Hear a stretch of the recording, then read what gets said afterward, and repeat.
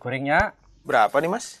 15.000, Mas. Biasanya 13.000, Mas. Iya, Mas. Sekarang lagi naik bahan-bahannya, Mas. Endok, beras, minyak goreng, pada naik semua.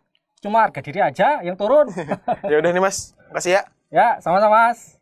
Nah, adik-adik, dari video tersebut, kira-kira apa ya hal yang mendorong pembeli tadi untuk membeli nasi goreng? Yuk, kita cari tahu.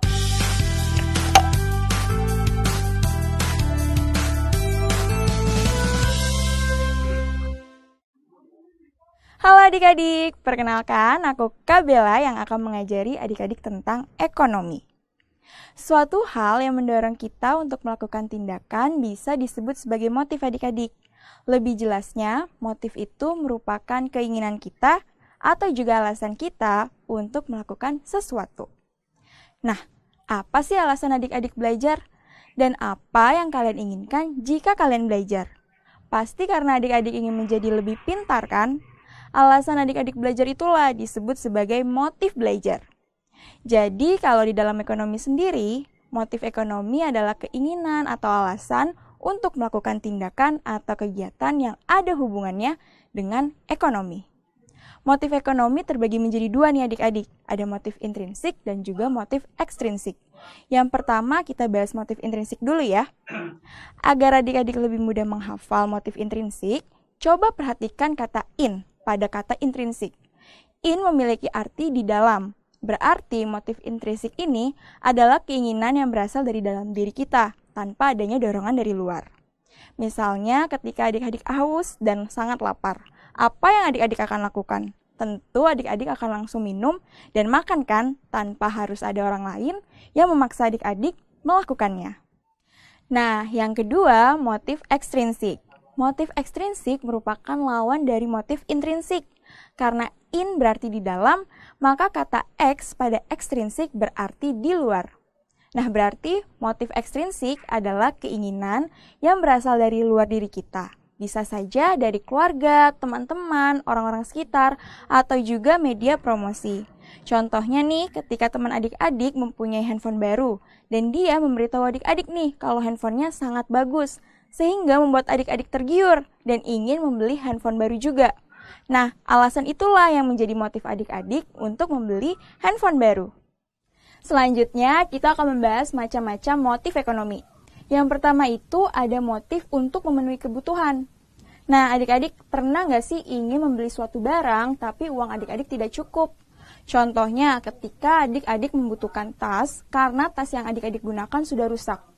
Dan adik-adik ingin menggunakan tabungan kalian sendiri untuk membelinya. Namun sayangnya tabungan adik-adik belum mencukupi. Nah, karena tidak cukup, adik-adik berusaha mencari tambahan uang, misalnya dengan berjualan pulsa. Lalu keuntungannya bisa digunakan untuk menambah tabungan adik-adik. Sehingga kalian bisa deh membeli tas baru untuk menggantikan tas yang sudah rusak tadi. Dari contoh tadi, kita bisa simpulkan nih, kalau motif ini berasal dari keinginan kita untuk memenuhi kebutuhan dengan melakukan kegiatan ekonomi, yaitu membeli barang. Dan untuk melakukan kegiatan ekonomi, kita memerlukan penghasilan agar kita bisa membeli kebutuhan yang kita butuhkan. Namun, jika penghasilan kita tidak mencukupi, kita akan berusaha untuk mencari penghasilan tambahan lainnya. Yang kedua, ada motif untuk berbuat sosial adik-adik. Selain ingin memenuhi kebutuhan, alasan kita melakukan tindakan ekonomi karena kita juga memiliki keinginan untuk membantu orang lain. Adik-adik, punya nggak sih rasa keinginan untuk saling membantu sesama? Coba kalian pikirkan, kenapa rasa keinginan untuk membantu sesama itu ada? Nah, rasa keinginan ini muncul karena setiap orang memiliki rasa kemanusiaan. Sebagai contoh, Pak Andi seorang pengusaha dan mendirikan sebuah panti asuhan. Ia menjadi donatur bagi panti asuhan tersebut. Hal ini didasari oleh keinginannya membantu sesama manusia dan bersifat tanpa pamrih. Yang ketiga, ada motif untuk mendapatkan penghargaan. Adik-adik, kita semua tentunya ingin mendapatkan penghargaan, bukan? Untuk itu, kita bekerja keras dalam melakukan suatu pekerjaan. Tidak hanya untuk mendapatkan pendapatan, tapi juga untuk mendapatkan penghargaan. Contohnya nih, Bu Lisa, seorang perancang busana. Dia melakukan tindakan ekonomi dengan merancang suatu gaun yang sangat indah untuk dikenakan oleh artis terkenal. Hasil rancangan busana Bu Lisa tidak semata-mata untuk memenuhi kebutuhannya, namun untuk mendapatkan penghargaan, seperti apresiasi atau pujian dari masyarakat atas rancangan busananya tersebut. Motif yang terakhir atau yang keempat adalah motif untuk memperoleh kekuasaan. Motif ini didasari atas keinginan seseorang untuk mencapai kesuksesan yang lain. Ketika seseorang telah mencapai suatu kesuksesan, maka ia akan mengusahakan kesuksesan lainnya. Sama halnya dalam ekonomi, ketika kesuksesan telah dicapai, maka seseorang akan melakukan usaha lain untuk mencapai kekuasaan tersebut. Sebagai contoh, Pak Doni, seorang pengusaha restoran. Restorannya sangat laris dan terkenal.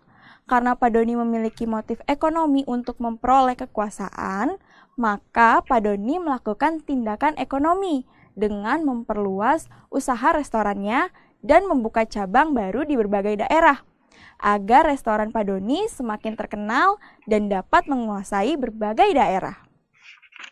Bagaimana adik-adik? Sudah paham kan apa itu motif ekonomi dan apa saja macam-macam motif ekonomi? Dari yang pertama, ada motif untuk memenuhi kebutuhan. Contohnya, mencari penghasilan tambahan jika penghasilannya tidak cukup.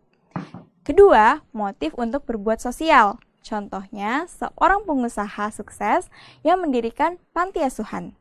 Ketiga, motif untuk mendapatkan penghargaan.